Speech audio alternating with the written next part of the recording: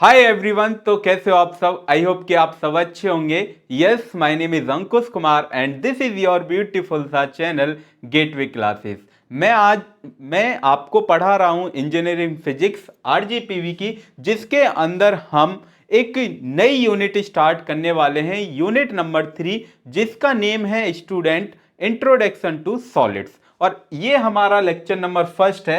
इसके अंदर जो हम पढ़ेंगे, जो आज का हमारा टारगेट होने वाला है इस लेक्चर का, वो स्टूडेंट है introduction to solids and then उसके बाद free electron theory of metal.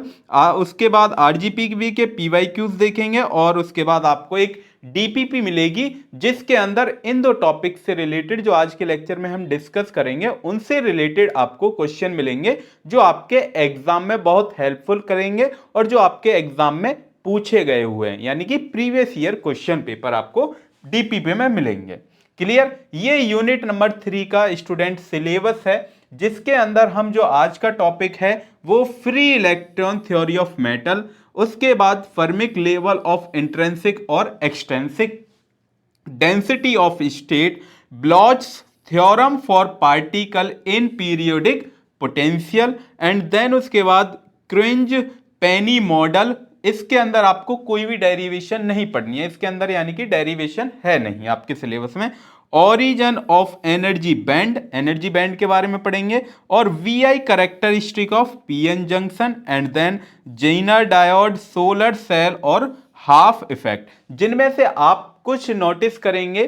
जैसे हम इस चैप्टर को स्टार्ट करेंगे, तो इस यूनिट को स्टार्ट करेंगे तो कुछ नोटिस आप करेंगे कि ये जो कुछ है सेमीकंडक्टर जो आपके क्लास 12th में होता है उससे रिलेटेड है, बट कुछ टॉपिक एक्स्ट्रा हैं, कुछ टॉपिक आपको एक्स्ट्रा पढ़ने हैं जो आपके इंजीनियरिंग में बहुत हेल्पफुल करेंगे। क्लियर?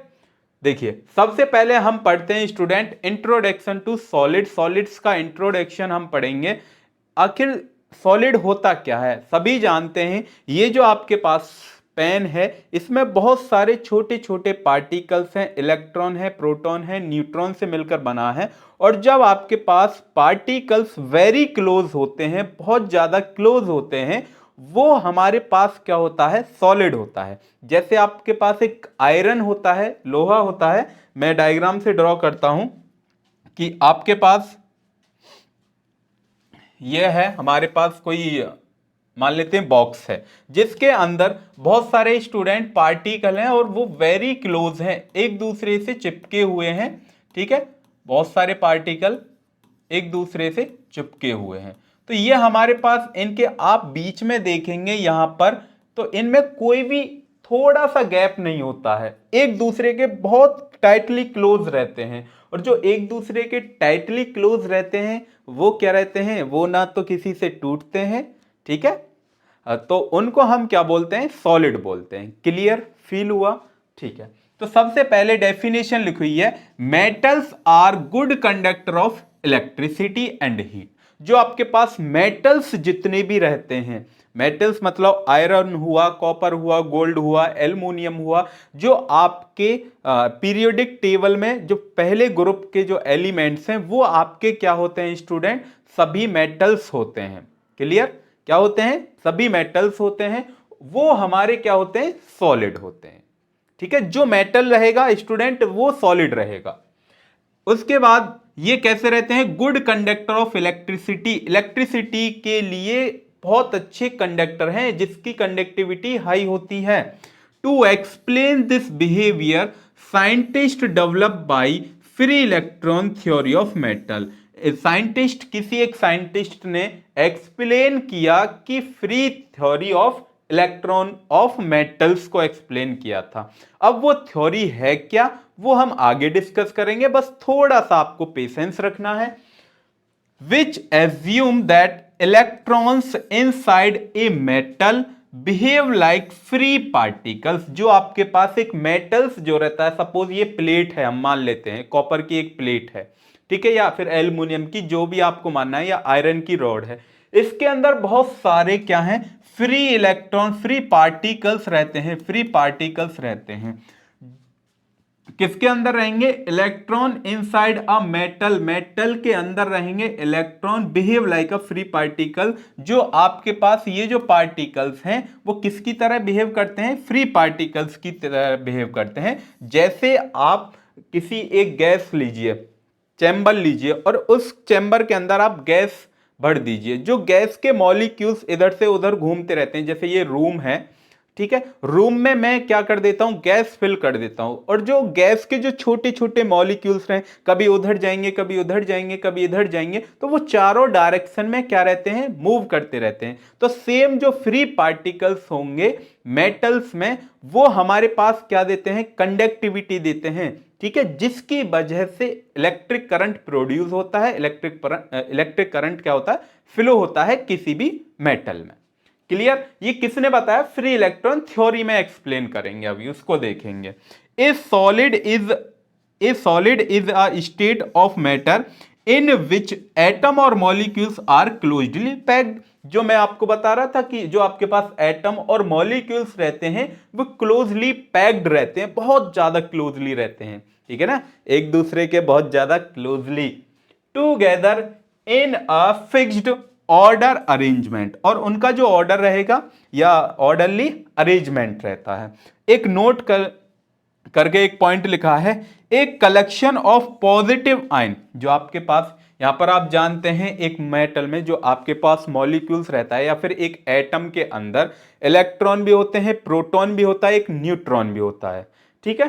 तो सेम ऐसे ही कुछ यहां पर क्या हो? Collection of positive ion. जो आपके पास पॉजिटिव आयन है emerge in a sea of a free electron, तो उसको हम क्या बोलते हैं? एक सी की तरह लाइक करता है। क्या इसकी तरह? सी। जैसे ये हम समुद्र मान लेते हैं, समुद्र के अंदर बहुत सारे फ्री इलेक्ट्रॉन है। जैसे समुद्र के अंदर पानी होता है, तो पानी हमने मान लिया क्या है? वो फ्री इलेक्ट्रॉन। क्लियर? तो वो किसकी तरह? फ्री इलेक्ट्रॉन की तरह बिहेव करता है। क्या उसकी कुछ सॉलिड की कुछ शेप्स वगैरह हैं? देखिए, कभी भी सॉलिड की जो शेप है वो चेंज नहीं हो सकती। क्या आप उस सॉलिड की शेप को चेंज कर सकते हैं? नहीं सर। और उसका एक डेफिनेट वॉल्यूम होता है, ठीक है, स्ट्रॉन्ग इंटर एटॉमिक फोर्स, और उन दोनों के बीच में बहुत ज्यादा फोर्स रहता है। ये जैसे ये आपके पास पार्टिकल है, एक दूसरा आपके पास पार्टिकल है, यदि आप इसको बहुत ज्यादा एनर्जी देंगे, बहुत ज्यादा एनर्जी देंगे, तब ये दूर दूर जाएंगे।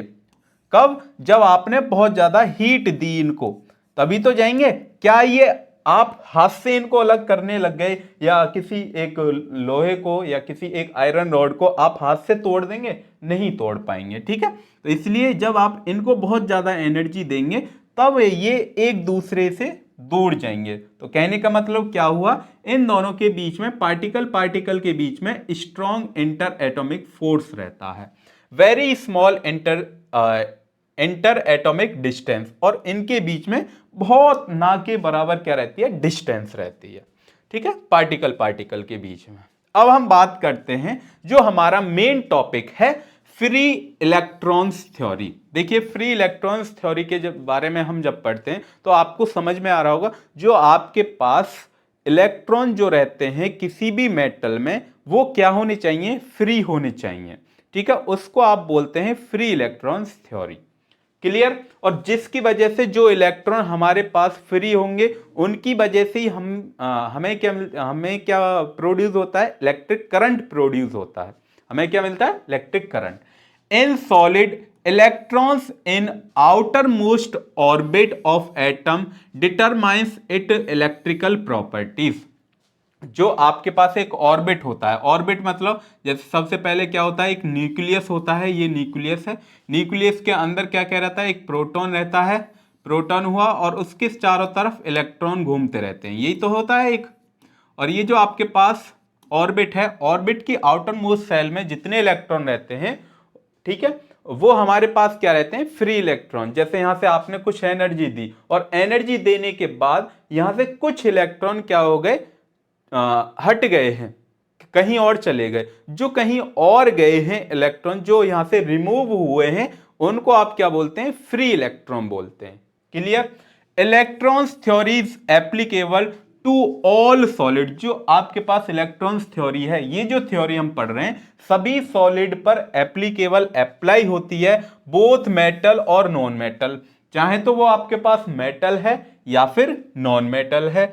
इन addition it explain the electrical, thermal और मैग्नेटिक प्रॉपर्टीज। ये क्या क्या शो करता है आपके पास, एक्सप्लेन करता है, ये थ्योरी क्या क्या एक्सप्लेन करती है, इलेक्ट्रिकल, थर्मल, मैग्नेटिक प्रॉपर्टी, जिसके अंदर मैग्नेट जैसी प्रॉपर्टी होंगी, थर्मल कुछ जैसे हीट दी और उसके इलेक्ट्रॉन क्या हो गए, दूर दूर हो गए, और जो इलेक्ट्रिकल मतलब इलेक्ट्रिसिटी को पास करवाता हो, ठीक, ऑफ सॉलिड, किसके अंदर, सॉलिड के अंदर, the structure are properties of solid explain employing their electronic structure by the electron. और कुछ थ्योरी ऑफ सॉलिड जो आपके पास क्या, the structure and properties of solid, structure और सॉलिड की कुछ प्रॉपर्टी क्या एक्सप्लेन करती हो, electronic structure by the electron theory of solid, solid की जो थ्योरी है उसको एक्सप्लेन करती हो,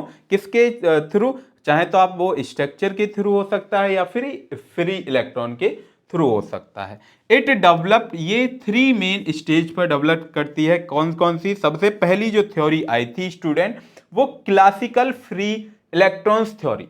जब आप किसी एक साइंटिस्ट ने सबसे पहले ये कहा था कि जो अभी आपके पास एक मेटल होता है, मेटल के अंदर बहुत सारे फ्री पार्टिकल्स होते हैं, उनका ही नाम उसने दे दिया फ्री पार्टिकल्स थ्योरी या फ्री इलेक्ट्रॉन्स थ्योरी, बहुत सारे इलेक्ट्रॉन होते हैं, ठीक है। अब कुछ साइंटिस्टों ने ये कहा कि कुछ साइंटिस्ट और आए तो उन्होंने कुछ अपनी ओर से थ्योरी दी। क्या थ्योरी दी, सबसे पहली जो थ्योरी थी वो क्लासिकल फ्री इलेक्ट्रॉन्स थ्योरी थी। अब ये जो थ्योरी हम डिस्कस करेंगे, ठीक है, अभी नेक्स्ट में मैं थोड़ा सा एक्सप्लेन कर देता हूं यहीं पर। क्लासिकल फ्री इलेक्ट्रॉन्स थ्योरी क्या होती है कि जिसके अंदर क्लासिकल थ्योरी के जो भी रूल्स हैं वो क्या होने चाहिए, ओबे होने चाहिए, उनका पालन होना चाहिए, उसको हम बोलते हैं क्लासिकल फ्री इलेक्ट्रॉन्स थ्योरी, ठीक है। उसके बाद जब तक क्वांटम मैकेनिक्स नहीं आई थी तब तक only classical free electrons theory ही थ्योरी चल रही थी, क्लासिकल मैकेनिक्स आई थी। जो क्लासिकल मैकेनिक्स के जितने भी रूल्स हैं वो यदि क्लासिकल फ्री इलेक्ट्रॉन्स थ्योरी क्या करती हो, ओबे करती हो, उसको हम क्लासिकल फ्री इलेक्ट्रॉन्स थ्योरी। उसके बाद फिर क्वांटम मैकेनिक्स की खोज हुई। जब क्वांटम मैकेनिक्स की खोज हुई तो जो क्वांटम मैकेनिक्स के रूल हैं उनको ओबे करती हो, उसको हम क्वांटम फ्री इलेक्ट्रॉन्स थ्योरी बोलते हैं। And then zone theory last में आई थी, एक जॉन थ्योरी। बट आपके जो सिलेबस में है वो आपको ये क्लासिकल फ्री इलेक्ट्रॉन्स थ्योरी और क्वांटम फ्री इलेक्ट्रॉन्स थ्योरी, ये दो थ्योरी आपको आपके सिलेबस में पढ़नी है, ठीक है। तो सबसे पहले ये यहां पर टाइप्स लिखे हुए हैं, types of free electrons theory के मैंने टाइप्स लिख दिए एज ए पीरियोडिक टेबल, मतलब टेबल के फॉर्म में। पहली क्लासिकल फ्री इलेक्ट्रॉन्स थ्योरी को किसने दी, ये ड्रूड लॉरेंज, कब दी, 1900 में ये इन्होंने दी, ठीक है। यूज क्लासिकल फिजिक्स, जहां पर क्लासिकल फिजिक्स के सभी लॉ ओबे होंगे वहां पर उसको हम क्या बोलते हैं, क्लासिकल फ्री इलेक्ट्रॉन्स थ्योरी। उसके बाद क्वांटम फ्री इलेक्ट्रॉन्स थ्योरी किसने दी, समरफेल्ड 1928 में बताया। जो क्वांटम मैकेनिक्स के सभी लॉ को ओबे करेगा उसको हम क्या बोलते हैं, क्वांटम फ्री इलेक्ट्रॉन्स थ्योरी। उसके बाद इसको कुछ मॉडिफाई किया गया, मॉडिफाई फ्री इलेक्ट्रॉन्स थ्योरी, वो किसने दी, ब्लॉच, BLOCH, ब्लॉच ने कब दी, 1928 में ही कहा था। ये हम ज्यादा डीपली पढ़ेंगे नेक्स्ट आने वाले लेक्चर में, ठीक है, ओके। तो ये सबसे पहले classical free electrons theory. The first theory was developed Drude Lorentz in 1900। According to this theory metal contain free electron, जो आपके पास मेटल्स जो रहते हैं वो क्या रखते हैं, जो इलेक्ट्रॉन होते हैं वो कैसे रहते हैं, फ्री इलेक्ट्रॉन, ठीक है। Metal contain free electron which are responsible for the electrical conductivity and metal obey the law of classical mechanics. जो आपके पास मेटल जो रहेगा वो क्या करना चाहिए, ओबे करना चाहिए। किसको ओबे करना चाहिए, लॉ ऑफ क्लासिकल मैकेनिक्स। जो मैं बार बार बोल रहा हूं कि क्लासिकल मैकेनिक्स के जितने भी लॉ ओबे होते हैं उसको क्लासिकल फ्री इलेक्ट्रॉन्स थ्योरी, बस एक पॉइंट आपको याद रखना है।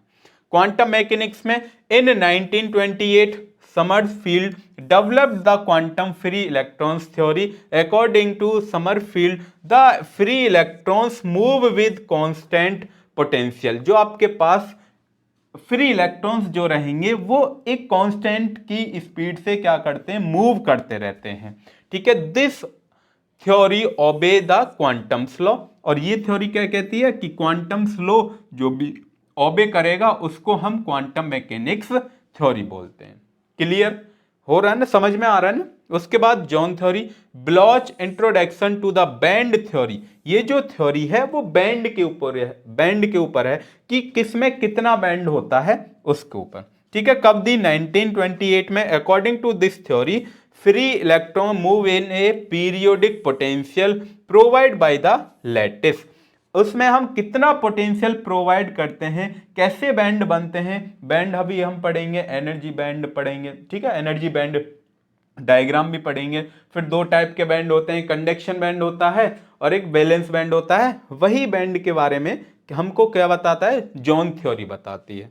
ठीक है, this theory is also called band theory of solid. देख लीजिए, this give complete information study of electrons. और ये जो हमें क्या बताता है कि इलेक्ट्रॉन की कंप्लीट स्टडी, कंप्लीट इंफॉर्मेशन इसके अंदर पढ़ते हैं, किसके अंदर, जॉन थ्योरी।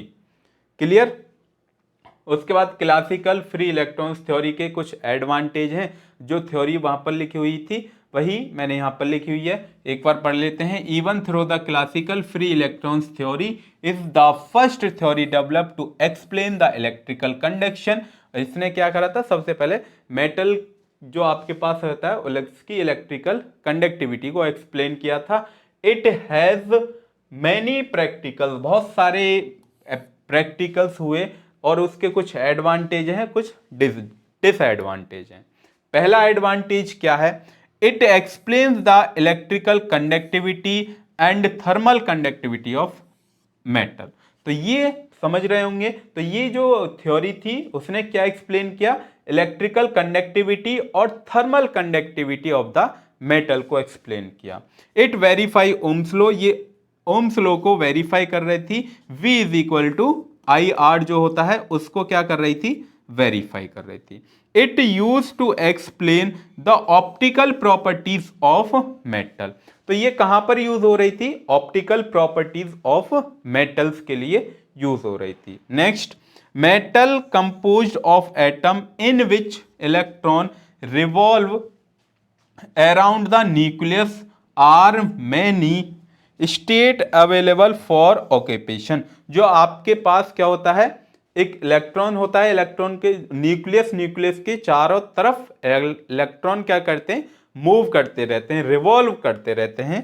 ठीक, if the density of state is zero, और उनकी डेंसिटी क्या रहती है, zero, no state can be occupied at that energy level. उसके पास कोई भी स्टेट नहीं होता है, नो स्टेट रहता है। ठीक है, occupied energy level. Then fifth है, the valence electron are freely moving. जो वैलेंस मतलब उसकी जो वैलेंसी, जो लास्ट सेल में इलेक्ट्रॉन रहेंगे वो क्या रहेंगे, फ्रीली मूव रहते हैं about the whole volume of metal like the molecule of perfect gas in a container. जैसे एक कंटेनर के अंदर गैस के मॉलिक्यूल्स फ्री घूमते रहते हैं, सेम ऐसे ही यहां पर जो आपके पास मेटल्स के जो भी फ्री इलेक्ट्रॉन रहते हैं वो फ्रीली मूव करते रहते हैं। ठीक है, नेक्स्ट है, the free electrons move in random direction. जो फ्री इलेक्ट्रॉन रहते हैं वो रैंडम डायरेक्शन में मूव रहते हैं, उनकी कोई फिक्स डायरेक्शन नहीं है कि राइट में ही मूव करेंगे या ऊपर ही मूव करेंगे या लेफ्ट में मूव करेंगे या डाउनवर्ड में मूव करेंगे, नहीं, जहां उनका मन करे वहां मूव कर सकते हैं। Collide with either positive ions और other free electrons, collision in independent of charge and is elastic in nature. जो आपके पास कोलिजन होता है वो इंडिपेंडेंट होता है, ठीक है, चार्ज से। The movement of free electron obey the law of classical kinetic theory of gas. जो आपके पास फ्री इलेक्ट्रॉन्स जो रहेंगे वो किसको ओबे करेंगे, क्लासिकल काइनेटिक थ्योरी को ओबे करेंगे। Potential field remain constant, potential field remain constant रहेगा थ्रू आउट द लैटिस, पूरे लैटिस पर।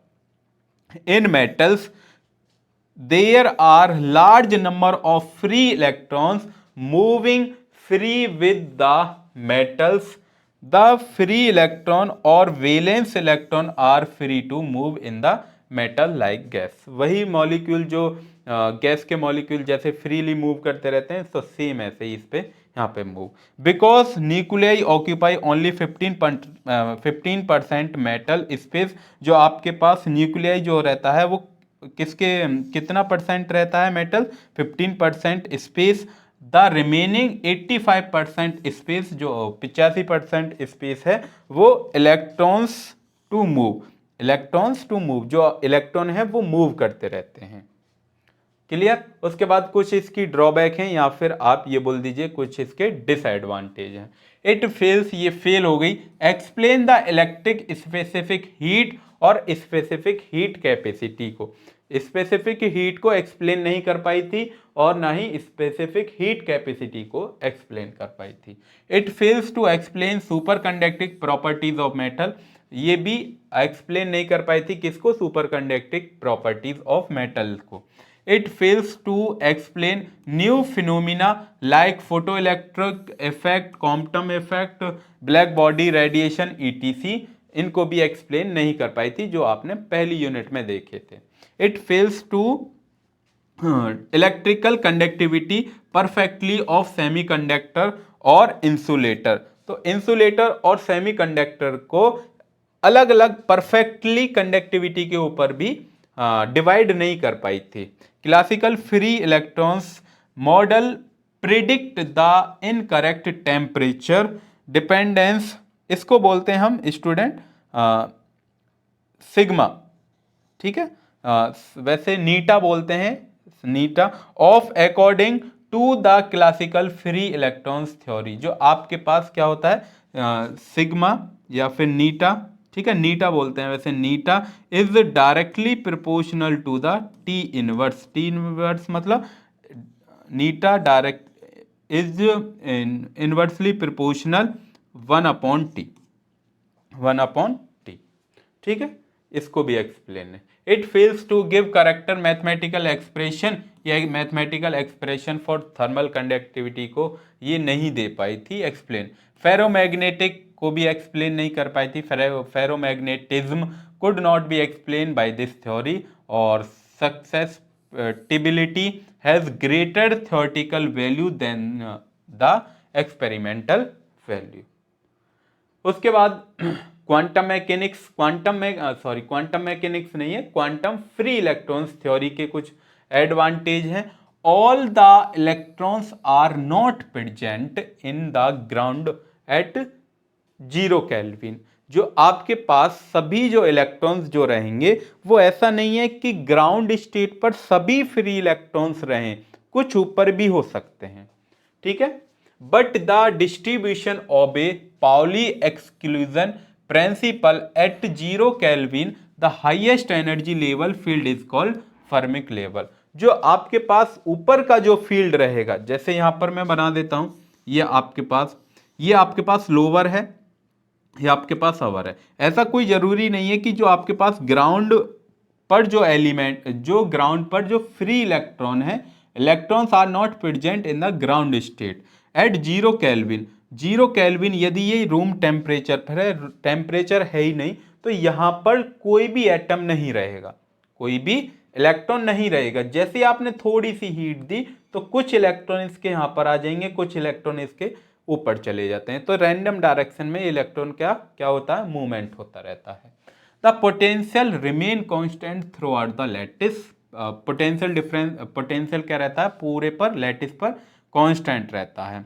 Collision of electrons with positive ions cores of the और other free electron is independent of the charge and elastic in nature. जो आपके पास collision जो रहता है वो पॉजिटिव आयंस के साथ रहता है, and other free electron are independent, और जो फ्री इलेक्ट्रॉन है वो क्या रहेगा, इंडिपेंडेंट होते रहते हैं। Energy level are discrete, energy level क्या रहता है, डिस्क्रीट मतलब बढ़ता रहता है।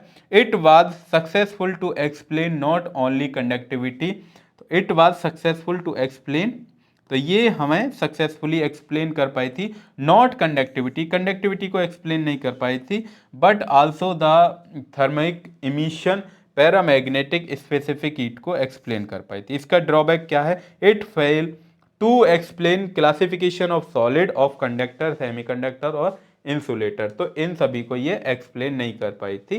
ठीक है, किस किस को, क्लासिफिकेशन ऑफ सॉलिड, सॉलिड की क्लासिफिकेशन को, कंडक्टर, सेमीकंडक्टर और इंसुलेटर को नहीं कर पाई थी। उसके बाद इलेक्ट्रिकल प्रॉपर्टीज ऑफ सॉलिड हैं। सॉलिड की energy band depending on band theory, band theory के ऊपर डिपेंड करता है। Solid are divided into, solid are divided into, देखिए सॉलिड को यदि हम डिवाइड करते हैं किसके बेस पर, इलेक्ट्रिकल प्रॉपर्टीज के ऊपर, तो सबसे पहला आता है आपके पास कंडक्टर। ठीक है, कंडक्टर सभी जानते हैं, जिसमें इलेक्ट्रिसिटी पास हो जाती है उसको आप क्या बोलते हैं, कंडक्टर बोलते हैं सर। ओवरलैपिंग वैलेंस बैंड और कंडक्शन बैंड, मैं इसको एक डायग्राम से दिखाता हूं। ये आपके पास क्या है, या आपके पास कंडक्शन बैंड है, CB है। एक होता है आपके पास वैलेंस बैंड, एक क्या होता है आपके पास स्टूडेंट, वैलेंस बैंड, ये VB।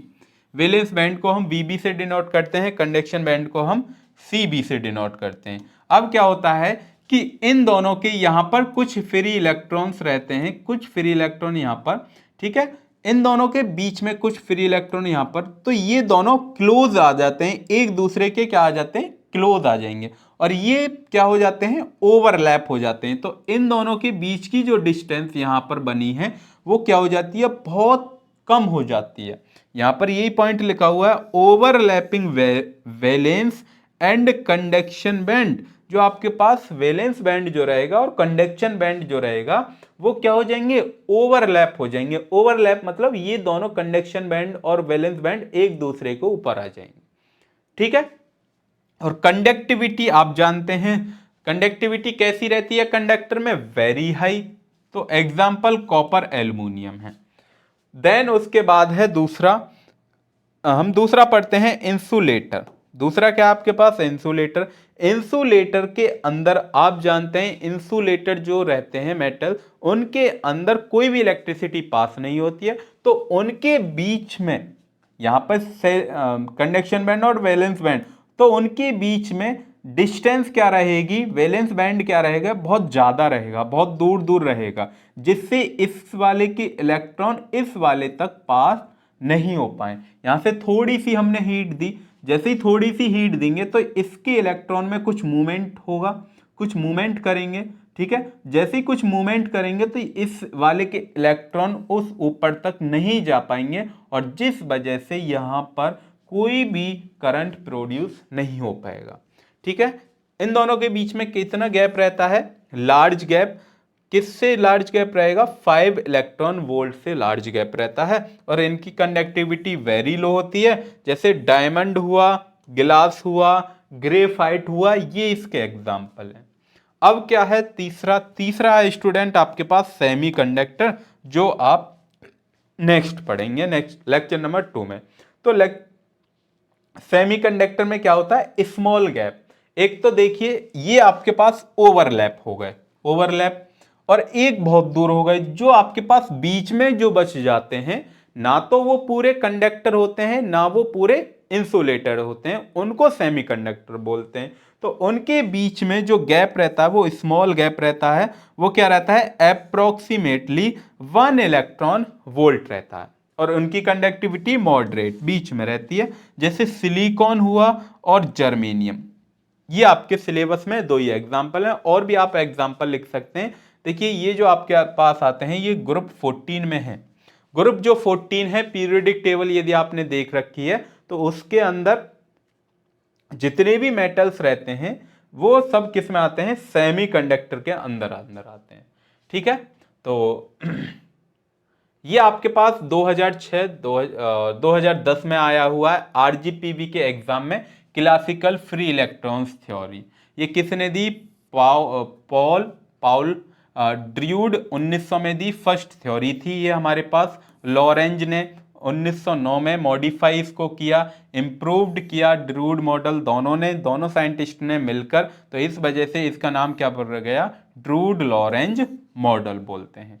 तो ये किस किस को एक्सप्लेन करती है ये theory? Why metal conduct electricity, जो आपके पास जो मेटल्स जो रहता है वो कंडक्ट क्यों होता है इलेक्ट्रिसिटी से, उसके अंदर करंट क्यों फ्लो होता है, ठीक है। How electrons behave inside metal, जो आपके पास मेटल्स जो रहता है कैसे इलेक्ट्रॉन बिहेव करता है वो इसको एक्सप्लेन करती है, ठीक है। Relation between current, resistance and temperature, इसके बीच में क्या क्या, करंट के बीच में, रेसिस्टेंस के बीच में और टेम्परेचर के बीच में हमें क्या बताती है? एक रिलेशन बताती है। मेटल कंटेन पॉजिटिव आयंस, जो आपके पास मेटल जो रहता है उसके पास कैसे positive ion fixed in the lattice, lattice में हमेशा क्या रहते हैं? फिक्स्ड रहते हैं। जैसे ये आपके पास कोई मेटल है, मेटल की कोई सीट है, सीट के अंदर क्या रहते हैं? बहुत सारे प्रोटॉन रहते हैं, ये आपके पास क्या रहे? फिक्स रहते हैं। इनमें आप कोई भी चेंज नहीं कर सकते, यदि आप एनर्जी देंगे तो इनमें तब भी चेंज नहीं होगा, यदि आप बहुत ज़्यादा एनर्जी देंगे तब जाके आप चेंज कर सकते हैं कुछ थोड़ा बहुत, ठीक है। बट ये क्या रहते हैं? अपनी पोजीशन पर फिक्स रहते हैं, ये कहते हैं कि हम यहां से जाएंगे नहीं। इस वजह से जो आपके पास मेटल्स जो रहता है जिसके अंदर पॉजिटिव चार्ज रहते हैं, बहुत ज्यादा रहते हैं, ठीक है। Free conduction, electron move freely like gas particle, जो अभी बताया, ठीक है। These free electrons are responsible for electrical conduction, thermal conduction, so the metal is treated like a gas of electron, free electron move inside the box of positive ions, positive ion की तरह, जैसे gas के particle move रहते हैं उसकी तरह treat करते रहते हैं, मूव करते रहते हैं। इसकी कुछ अजम्पशन है या फिर आप बोल सकते हैं कुछ पोस्टुलेट हैं। क्या क्या पोस्टुलेट हैं? Free electrons move randomly move रहते हैं, जैसे गैस के पार्टिकल्स रहते हैं, जो हमने डिसएडवांटेज में भी पढ़ा है। आयंस जो रहते हैं वो फिक्स रहते हैं, ओनली इलेक्ट्रॉन्स मूव करते रहते हैं। आयंस मतलब जो आपके पास पॉजिटिव चार्ज जो रहेगा वो फिक्स रहेगा, जो इलेक्ट्रॉन बच जाता है वो मूव करता रहता है randomly. Between two collision an electron move in a straight line, जो आपके पास इलेक्ट्रॉन जो रहता है वो एक स्ट्रेट लाइन में मूव करता रहता है, ठीक है। कोलिजन आर इंस्टेंटियस और रैंडम, कोलिजन रैंडमली हो सकता है कहीं पर भी। After collision the electron loss memory of previous velocity, जो प्रीवियस वेलोसिटी रहेगी उसको जो इलेक्ट्रॉन जो रहता है वो क्या हो जाता है? लॉस कर देता है अपनी मेमोरी को, जो प्रीवियस वेलोसिटी। सपोज ये आपके पास इलेक्ट्रॉन है और ये इलेक्ट्रॉन जो मूव कर रहा है वो 5 की स्पीड से मूव कर रहा है, ठीक है। और इससे कोई और एक इलेक्ट्रॉन आ जाता है, वो इलेक्ट्रॉन यहां पर है, जैसे ये इससे टकराता है, कोलिजन करता है, और इसकी जो स्पीड थी वो कितनी थी? 6 थी। तो ये अपनी प्रीवियस वाली को, ये जो इलेक्ट्रॉन है ये अपनी प्रीवियस वाली स्पीड को क्या कर देता है? वेलोसिटी को क्या कर देता है? लॉस कर देता है। Average time between two collision क्या रहता है? इक्वल रहता है किसके? रिलैक्सेशन टाइम के। All electrons obey classical Maxwell Boltzmann distribution not quantum when, सभी जो आपके पास क्लासिकल के जो रूल हैं सभी क्या होंगे? ऑबे होंगे। When electric field is applied electrons accelerate between collision, जब हम इलेक्ट्रिक फील्ड अप्लाइड करेंगे तो उनके बीच में क्या रहेगा? कोलिजन चलता रहता है। अब ये देखिए डेरिवेशन है इलेक्ट्रिकल कंडक्टिविटी की, इलेक्ट्रिकल कंडक्टिविटी की डेरिवेशन है 2006 और 2010 के एग्जाम में पूछी गई है आरजीपीवी के में। क्या है? सबसे पहले हम लेट करते हैं, लेट कर लिया कि इलेक्ट्रॉन्स चार्ज, जो आपके पास इलेक्ट्रॉन का चार्ज है वो ई होता है, ई से डिनोट करेंगे। इलेक्ट्रॉन का मास को हम एम से डिनोट करेंगे। बिल्कुल सर आपकी मर्जी, मेरी मर्जी नहीं है स्टूडेंट, इलेक्ट्रिक फील्ड को हम कैपिटल ई से, और रिलैक्सेशन टाइम जो आपके पास है वो टॉर्क है। वो क्या है स्टूडेंट? टॉर्क। और इलेक्ट्रॉन नंबर ऑफ डेंसिटी वो n है, और उसकी जो नंबर ऑफ इलेक्ट्रॉन की डेंसिटी कितनी है वो n है। Clear? Step number first. Step number first क्या है? फोर्स और एक्सीलरेशन के बीच में आपने न्यूटन थर्ड लॉ पर, न्यूटन थर्ड लॉ आप जानते हैं, न्यूटन थर्ड लॉ से एक सेकंड लॉ भी होता है। हाँ जी सर होता है। क्या होता है? F is equal to m a, F is equal to m a होता है। हाँ जी sir. Force is directly proportional to the mass और acceleration, the product of mass and acceleration. ठीक है। इलेक्ट्रिक फील्ड एक्सर्ट फोर्स, यदि आपके पास electric field है तब हम क्या कर देंगे? Electric field F is equal to minus E, capital E. और एक्सीलरेशन आप जानते हैं, एक्सीलरेशन का फॉर्मूला यहां से, एक्सीलरेशन को यदि हम यहां पर रखें ए, तो ए हमने इधर रख लिया और एम को हम इधर ले गए, तो एफ अपॉन एम हो जाएगा। हाँ जी सर, एफ अपॉन एम हो गया। तो a is equal to F upon m हो गया। और यहां से हम ये जो आपके पास पहली ये पोजीशन थी, पहली जो इक्वेशन थी, इससे हम एफ की वैल्यू रख सकते हैं। हाँ जी सर रख सकते हैं। तो क्या आएगी? Minus E capital E upon m is equal to a. ये अभी आपके पास आया। हाँ जी सर यही है। अगर आप देखेंगे तो यही वैल्यू यहां पर आ रही है।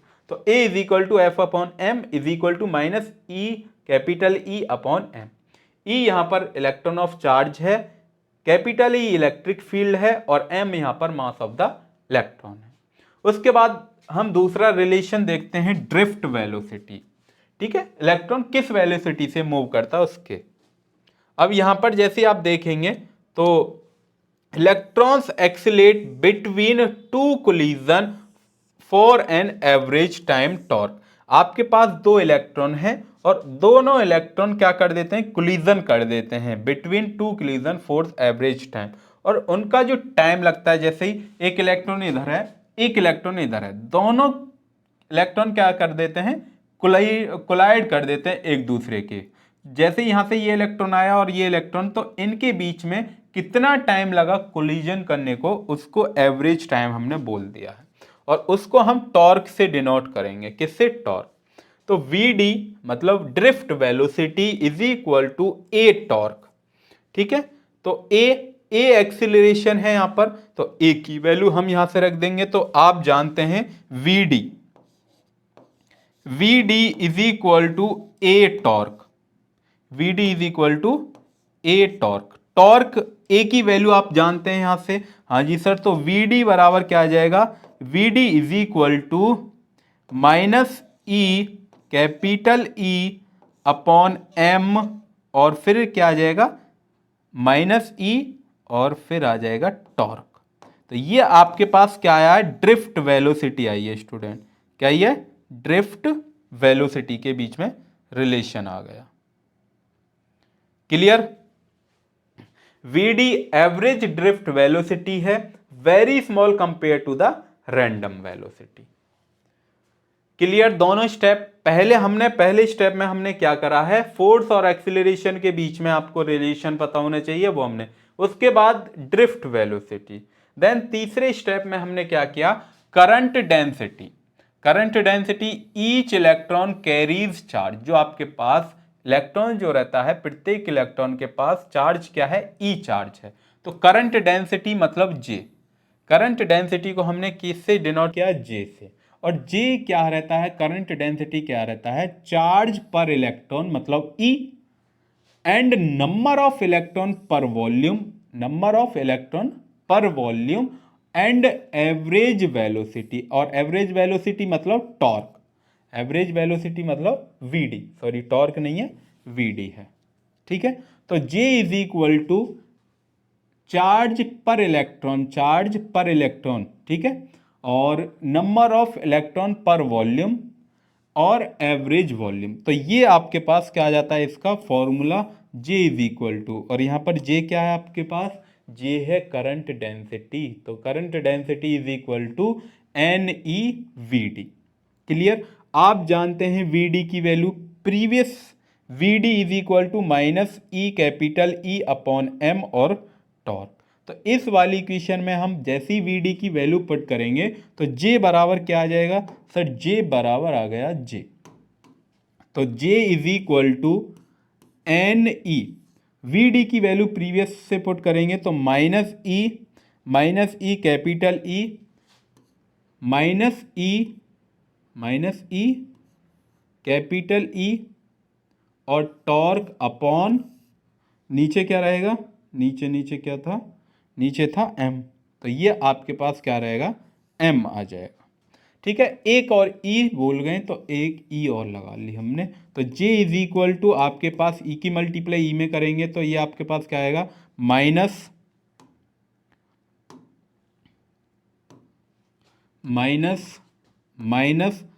N E square capital E torque upon M. ठीक है, टॉर्क अपॉन एम। तो J is equal to minus N E square E torque upon M, ये आपके पास किसका आएगा, J का फॉर्मूला आएगा। ठीक है, करंट डेंसिटी का फॉर्मूला। तो इसको आप बॉक्स प्यारे से एक बॉक्स में बंद कर देंगे, ये हमने बॉक्स में क्या कर दिया, बंद कर दिया। तो ये आपके पास करंट डेंसिटी आ गई है, J is equal to minus N e capital E torque upon M. तो सेम एन ई स्क्वेयर टॉर्क अपॉन एम और ई। क्लियर। यहां से इस वाली, ये जो आपके पास वैल्यू आई है, इस वाली वैल्यू को आपने क्या लेट कर लेंगे, कुछ लेट कर लिया है, वो हमने क्या लेट कर लिया, ओम्स लॉ। ठीक है, ये आपके पास हमने ओम्स लॉ, तो सेम जो आपके पास ये जो वैल्यू आई है, इसकी जगह हमने नीटा is equal to n E square torque upon m. बचा क्या उसमें, ई बच रहा सर, कैपिटल ई। जैसे कैपिटल ई, ये आपके पास क्या आ गया, जे इज इक्वल टू नीटा ई आ गया। ठीक है, this is the electrical conductivity of the metal. ये आपके पास क्या है, इलेक्ट्रिकल कंडक्टिविटी है। ठीक है, रेसिस्टिविटी आप जानते हैं, रेसिस्टिविटी क्या होती है, it is the reciprocal of the, it is the inversely proportional to the 1 upon नीटा। नीटा का क्या होता है, रेसिप्रोकल। जैसे हम रेसिस्टिविटी निकालेंगे तो रेसिस्टिविटी, तो एम क्या हो जाएगा, ऊपर चला जाएगा, एन ई स्क्वेयर और टॉर्क नीचे आ जाएगा। क्लियर, ये आ गया समझ में। हाँ जी सर, इतना तो आ गया अभी तक। तो उसके बाद वेयर हमने क्या करा है, जहां पर एन ई स्क्वेयर टॉर्क अपॉन एम था, is the conductivity of material. ये आपके पास कंडक्टिविटी मटेरियल है विच रिप्रेजेंट नीटा। ठीक है, जो नीटा को रिप्रेजेंट कर रही है हैंस। तो जे एक्स मतलब कोई भी एक्स डायरेक्शन में, ये हमने एक्स डायरेक्शन में माना, तो J is equal to n e capital नीटा ई। तो this relation is well known Ohm's law in different form. तो ये जो आपके पास आया है वो डिफरेंट फॉर्म में ओम्स लॉ आया है। तो I is equal to J x a, तो I की वैल्यू J की वैल्यू जे एक्स की वैल्यू ऊपर से पुट करेंगे तो ये आपके पास क्या आएगा, एन ई डॉट ए। ठीक है, अब एन ई बराबर आप जानते हैं V अपॉन एल, तो V अपॉन एल मल्टीप्लाई में ए, तो V अपॉन तो नीटा बराबर क्या हो जाएगा, नीटा बराबर नीटा की value V upon P L multiply A. तो V तो हमारे पास सेम है, V सेम है। ठीक है, यहाँ से A की वैल्यू यहाँ से पुट करी है, तो A की वैल्यू जैसे आप A की वैल्यू पुट करेंगे तो यहाँ से क्या आ जाएगा, V अपॉन आर क्या आया, I is equal to V upon R. Ohm's law यही तो होता है, I is equal to V upon R. आप जानते हैं ओम्स लॉ का formula, I is equal to V upon R. तो where I is the length of conductor and V is applied voltage और A is the area of cross section, और A यहाँ पर क्या है, एरिया ऑफ क्रॉस सेक्शन। जो resistivity का formula पढ़ते हैं, rho is equal to R upon A, R is equal to rho L upon A, हाँ सॉरी ये नहीं है, R is equal to rho L upon A formula होता है। किसका होता है ये, रेसिस्टिविटी का फॉर्मूला होता है। और ओम्स लॉ का फॉर्मूला भी आप जानते हैं, V is directly proportional I तो मतलब V is equal to I R, ठीक है, V is equal to I R. यहीं से I इज इक्वल टू आप जानते हैं I इज इक्वल टू क्या हो जाएगा, V अपॉन आर। सेम यही फॉर्मूला आया यहाँ पर, I is equal to V upon R आया, ठीक है। Clear, okay. देन नेक्स्ट, ये आपके पास डीपीपी यूनिट 3 की, जिसके अंदर हमने आपको फ्री इलेक्ट्रॉन्स थ्योरी एक्सप्लेन कर दी। वो 2006 और 2010 के एग्जाम में पूछी गई है। देन उसके बाद प्रूव दैट, ये हमने रिलेशन आपको प्रूफ करवाया कैसे कैसे ये रिलेशन आता है। कंडक्टर स्पेसमैन वेयर नीटा कंडक्टिविटी है, ठीक है, कंडक्टिविटी टॉर्क रिलैक्सेशन टाइम है, ई एम आर चार्ज और mass of the electron respectively. ये 2006 और 2010, तो दोनों ही क्वेश्चन 2006 और 2010 में पूछे गए हैं। तो दोनों ही question is very very important, ठीक है। तो ये लेक्चर यहीं पर फिनिश होता है। लेक्चर नंबर 2 में हम बहुत प्यारा सा टॉपिक पढ़ने वाले हैं, सेमीकंडक्टर। वीडियो को अगर लेक्चर नंबर बढ़िया लगा हो तो लेक्चर नंबर 2 पर कंटिन्यू। लेक्चर नंबर 2 में हम बिल्कुल शानदार तरीके से सेमीकंडक्टर के बारे में पढ़ेंगे। तो तब तक के लिए पढ़ाई करते रहिए। All the very best. मिलते हैं फिर नेक्स्ट वीडियो में और नेक्स्ट लेक्चर के साथ, हाई जोश और हाई एनर्जी के साथ, ठीक है। Thank you.